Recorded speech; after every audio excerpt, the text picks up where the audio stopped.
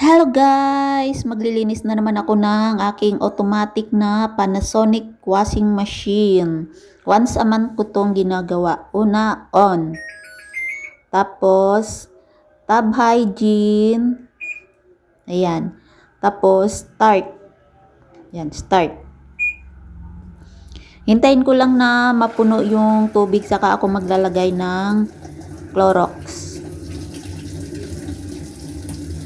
Ayan. So, ayan, puno na.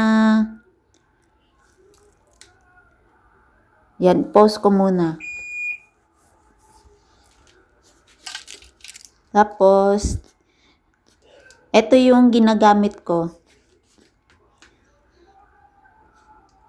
Magamit ako ng Clorox. 200 ml. Yan, 200 ml. Ito lang yung ginagamit ko na panlinis. Ayan. Tapos, sasara ko ulit. So, yan. Hintayin lang na matapos. Ayan. Start ulit.